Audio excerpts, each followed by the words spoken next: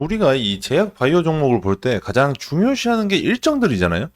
임상 일정도 있고 이 학회나 글로벌 빅파마 관련 일정 이슈들도 그중 하나라고 볼 수 있는데, 그래서 이 제약 바이오 투자에 있어서 이런 일정들을 종합적으로 알아보려면 굉장히 귀찮은 부분 중에 하나이기 때문에 제가 월별로 계속해서 이 시청자 여러분께 말씀을 드리려고 합니다.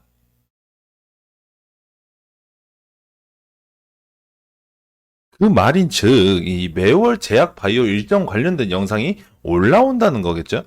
영상에서는 이 일정만 쭉 읊어드리는 게 아니라 세부적으로 어떤 종목과 어떻게 관련이 되어 있는지까지 가장 중요한 일정 탑3로 말씀을 드릴 거니까 그 부분도 좀 같이 참고를 하시면 좋을 것 같네요.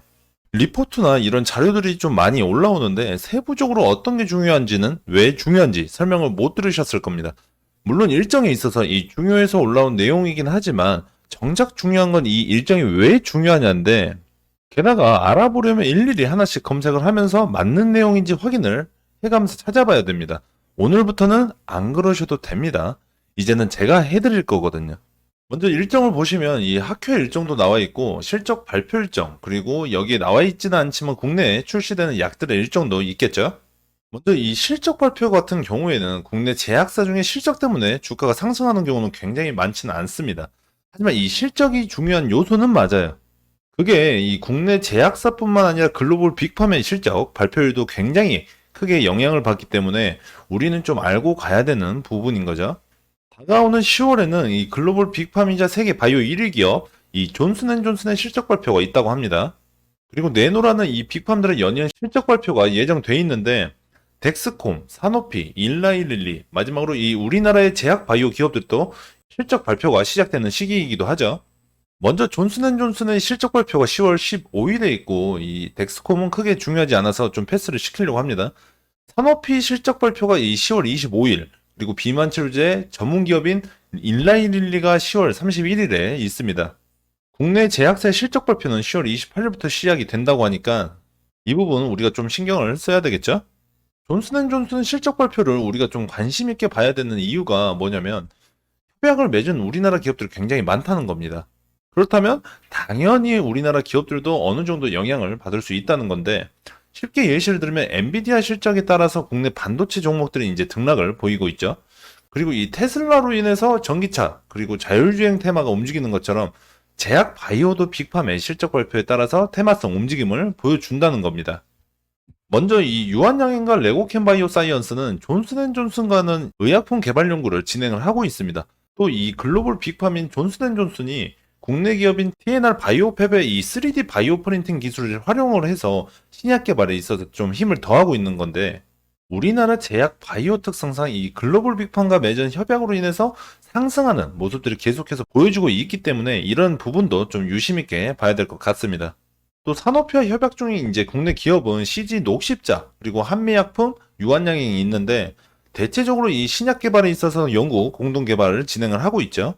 일라이릴리와 이제 협약 중인 국내 기업으로는 SK 바이오사이언스 그리고 한미약품, 유한양행이 있는데, 이 SK 바이오사이언스는 일라이릴리와 백신과 이 생물학적 제재 개발에 참여 중이고, 한미약품과 유한양행은 신약 개발에 있어서 임상과 연구 개발을 진행을 하고 있습니다. 그래서 우리는 이제 이 글로벌 빅파마들의 실적 발표가 나오는 시기에 어느 정도 관련된 기업들을 좀 같이 볼 필요성이 있다고 볼 수 있겠죠.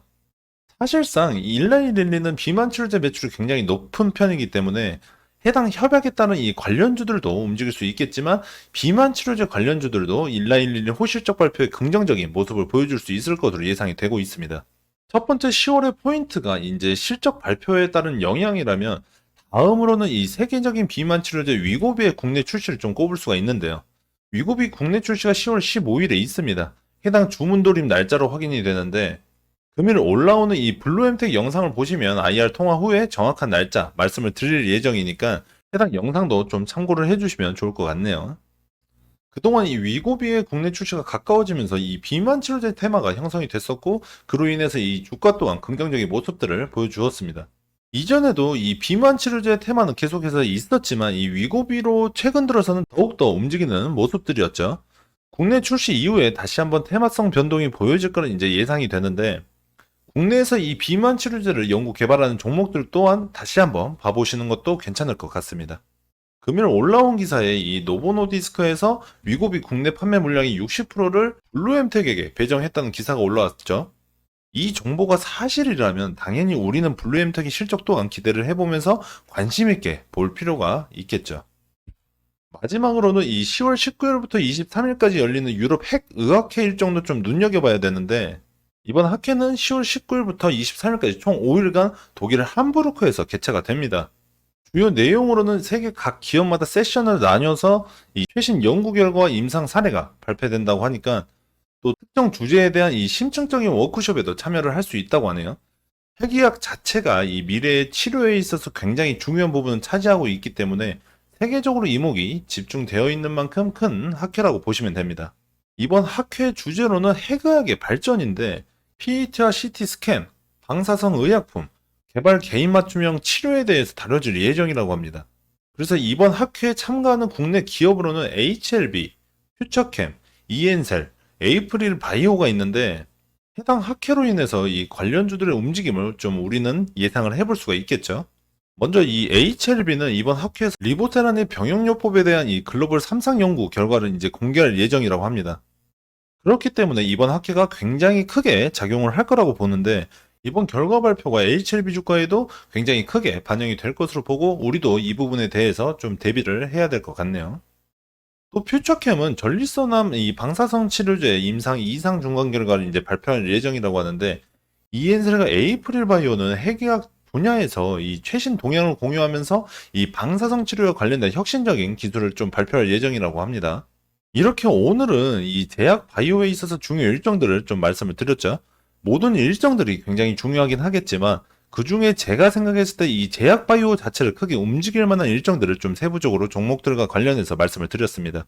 첫 번째로 이 글로벌 빅파마들의 실적 발표는 국내 제약 바이오사들과 협약을 맺은 기업들이 많기 때문에 같이 움직일 수 있다는 점. 두 번째는 이 글로벌 빅파마의 치료제가 국내에 출시가 된다면 테마성 변동과 실질적 수혜주들을 말씀을 드렸었고, 마지막으로 해외 글로벌 학회로 인한 이 국내 기업들의 임상 결과 발표와 이 기술 공유를 말씀드렸는데, 충분히 이 세 가지 참고를 하시면서 투자에 임하시면 좋을 것 같습니다. 오늘 영상은 여기서 마무리하고 다음 달에는 11월 일정에 대해서도 리뷰를 해드릴 테니까 많은 관심 가져주셨으면 좋겠네요. 대기업의 김남국이었습니다.